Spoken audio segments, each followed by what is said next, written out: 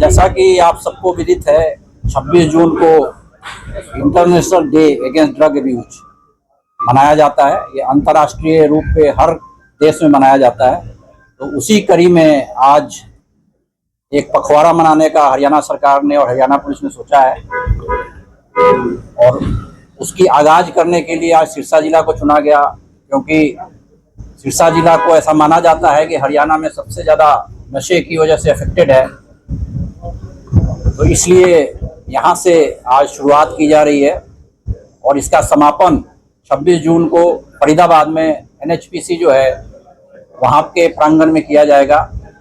इस बीच में ये यात्रा कई जिलों से होकर गुजरेगी और डिफरेंट जिलों में नशा मुक्त समाज को करने के लिए जो प्रोग्राम होती है, जो अवेयरनेस प्रोग्राम किया जाएगा, उसमें हर जगह कहीं ना कहीं कोई चीफ गेस्ट डिफरेंट डिपार्टमेंट से, पुलिस से, HSNCB से कोई ना कोई रहेगा, ताकि लोगों को मोटिवेट किया जा सके, लोगों को अपने साथ जोड़ा जा सके नशा मुक्त हरियाणा करने के लिए।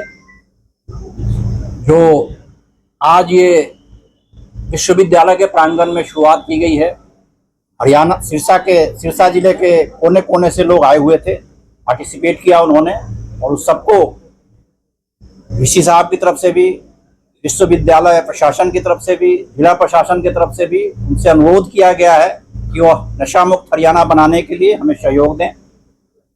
अगर किसी भी कर्मचारी या पुलिस कर्मचारी के खिलाफ कोई भी शिकायत हो, वो मैंने आश्वस्त किया है लोगों को कि अगर उस तरह की सूचना कोई आती है तो उस पर डेफिनेटली कार्रवाई की जाएगी। बट मैं उम्मीद करता हूँ और मुझे पूरा विश्वास है कि पुलिस प्रशासन जो है अपने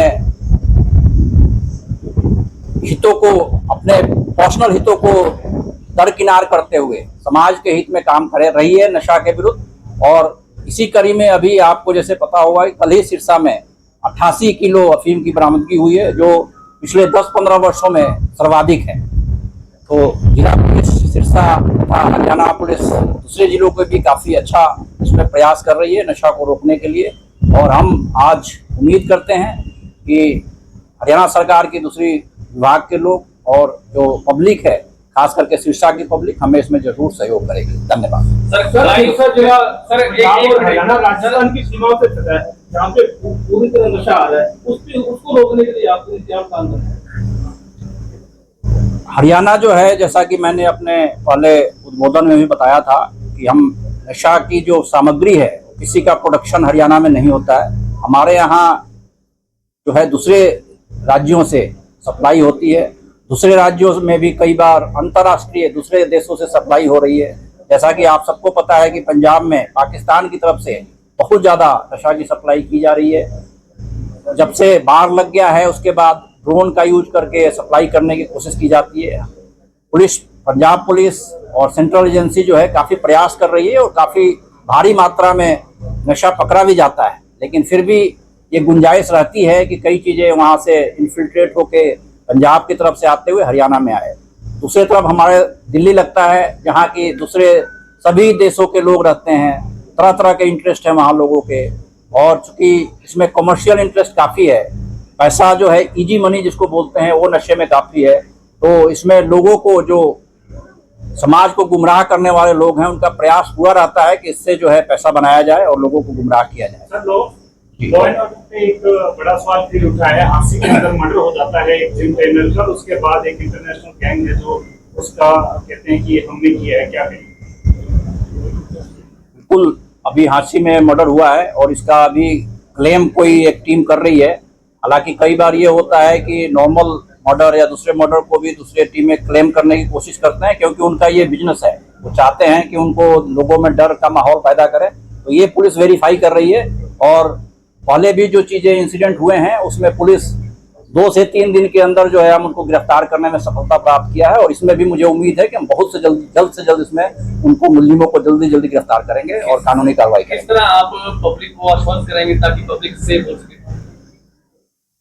अगर पिछले 5 साल का अपराध का आंकड़े देखेंगे, हरियाणा के आंकड़े देखेंगे, तो आपको ये खुद ही लग जाएगा कि हर क्षेत्र में जो भी क्राइम का है, जो खास करके हीनियस क्राइम है, उसमें क्राइम की जो रेट है कम होता जा रहा है पिछले 5, और खास करके महिलाओं के विरुद्ध जो अपराध है उसमें भारी कमी आई है।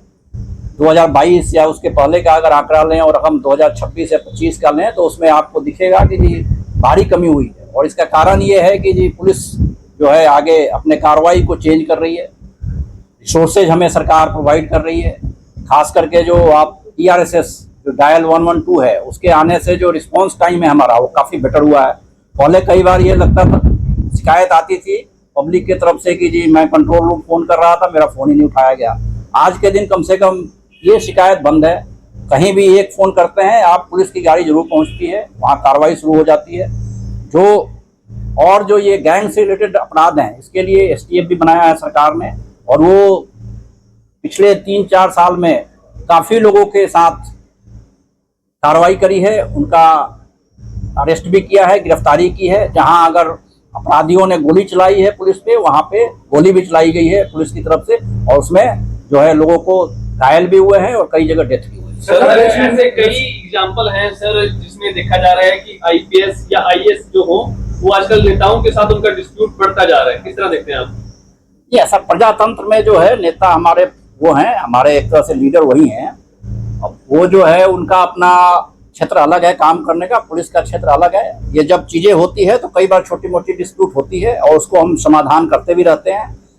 1-2 चीज़ें इंसिडेंट से किसी चीज़ को जनरलाइज करना, उसको बातें करना, इस तरह की चीज़ें नहीं है। नेताओं में और पुलिस में पूरा अच्छा समन्वय से काम हो रहा है। सर आप कह रहे हो सर सिरसा जिला नशे में हम माना जाता है हरियाणा में। कुछ अफसर ऐसे हैं जो घूम फिर के फिर महीने में 2 महीने में 6 महीने यहाँ आ जाते हैं। पिछले दिनों विदिन मंथ डवाली में एक CI इंचार्ज, बालावाली CI इंचार्ज, एक सिक्योरिटी, 3 लोग इन्वॉल्वमेंट उनकी पाई गई, उनको सस्पेंड करके लाइन हाजिर कर दिया गया। इससे बड़ा कुछ नहीं है। जबकि तस्कर है उनके घर तक ढाई जा रहे हैं, प्रॉपर्टी अटैच की जा रही है। क्या इन लोगों को भी कोई प्रॉपर्टी करने काम करेगी? ये आपने अपने प्रश्न का जवाब खुद ही दे दिया है कि जो लोग मिले हुए हैं या जिन पे हमें शक भी है कि जी वो नशे वाले के साथ मिले हुए हैं, उस पे जो अधिकारी हैं वो इमीडिएटली कार्रवाई कर रहे हैं। वो आपने खुद ही कहा कि जितने लोग सस्पेंड हुए हैं और उनके खिलाफ डबवाली में जहां तक मेरी सूचना है 1-2 लोगों के खिलाफ पर्चे भी दर्ज किए गए हैं। तो जो बोल दें फिर ऐसा है, हर चीज जब पब्लिक या कोई भी क्रिमिनल कोई क्राइम करता है तो ऐसा नहीं है पुलिस के पास पावर नहीं है कि हम उसको फांसी लगा देते हैं। एक प्रोसेस सर्च हर चीज के लिए है। पुलिस का आदमी कोई गलत कामों में पकड़ा जाता है उसका भी एक प्रोसेस है, और वो बिल्कुल, ये मैं जरूर आपको आश्वस्त करता हूं कि अगर उसके खिलाफ एविडेंस है, अगर उसको पाया जाता है कि वो गलत काम में लिप्त है तो उसके खिलाफ सख्त से सख्त कार्रवाई होगी। सर जैसे कि आपने कहा नशा में सिरसा आता है और यहाँ पे आप महत्वपूर्ण सवाल है सर कि सिरसा के अंदर इसमें कोई दो राय नहीं, पुलिस ने बड़ा अच्छा काम किया है। हेरोइन जैसा जो नशा था वो बहुत कम हुआ है। लेकिन सर अब जो मेडिकल नशा है जिसमें सिग्नेचर, कर्पेंडाडोल यही टेबलेट बिक रही है सर, और इसमें तस्करों को भी ये पता लग गया कि हम पे कोई कार्रवाई नहीं हो सकती, तो खुलेआम बेच रहे हैं सर। पुलिस मजबूर है, उस पर कार्रवाई नहीं कर सकती, तो इस पे सर पुलिस कैसे इसको रोकेगी सर? जो अपराध होते हैं वो कई नए अपराधी जो है इजाद करते रहते हैं, नई चीजें आती रहती है। हम भी जो जिला प्रशासन है, जो राज्य का प्रशासन है, पुलिस प्रशासन है, उस पर जैसे हमारे नोटिस में आता है उस पर हम उसको कैसे उसको टैकल करना है हम करते रहते हैं। जो आपने बताई 2 गोलियों का नाम लिया, उसका ऑलरेडी हमने चिट्ठी बना के सेंट्रल गवर्नमेंट को लिखा हुआ है कि उसको NDPS के अंदर लाया जाए, और सेंट्रल गवर्नमेंट इस पर बड़ी ही उसके साथ कार्रवाई करने के उसमें है, और उस पर मतलब काफ़ी सीरियसली उस पर काम चल रहा है, और जल्द से जल्द इस पर आपको कोई ना कोई रिजल्ट मिलेगा। सर एक मेरा लास्ट सवाल सर, सब पुलिस नियमित रूप से तस्करों को गिरफ्तार कर रही है, उन पर मामला चलता है, लेकिन जब जांच अधिकारी कोर्ट में पैरवी करते हैं तो बड़ी रिपोर्ट हो रही है। 80% NDPS केस बड़ी जा रहे हैं। नहीं ऐसा नहीं है, आपके पास आंकड़ा मैं आंकड़े से बात कर रहा हूँ। नहीं आप देखो सर, तो मैं सुन तो लीजिए, आपका प्रश्न आ गया, आप उत्तर सुन लीजिए। जो आंकड़े हैं, आंकड़े तो फैक्ट्स हैं जो आते हैं हमारे पास, हर महीने हम आंकड़े एकत्रित करते हैं, और जो NDPS में कन्विक्शन का रेट है वो 60%, मोर देन 60% है। वो जो 20% कर रहे हैं वो तो एक फिगर आपका ठीक नहीं है, इसको आप एक बार दुरुस्त कर लें। बट हमारा वो भी हम 60% से भी सेटिस्फाइड नहीं है, संतुष्ट नहीं है। हमारी कोशिश ये है कि जो 60% इसमें कन्विक्शन हो, और जुडिशियरी और इसमें एक प्रोसेस है जो कानूनी कार्रवाई है उसमें चलता है। उसमें कई बार छोटी मोटी चीज़ें प्रोसीड्यूरल लैप्स होने की वजह से कई बार होती है। उसमें हमारे जुडिशरी के साथ डिस्ट्रिक्ट लेवल पे भी सामंजस्य मीटिंग होती रहती है, स्टेट लेवल पे होती रहती है, और आने वाले समय में आप देखेंगे कि इस पे जो है और इम्प्रूवमेंट होगी, इस पे और सुधार पाया जाएगा।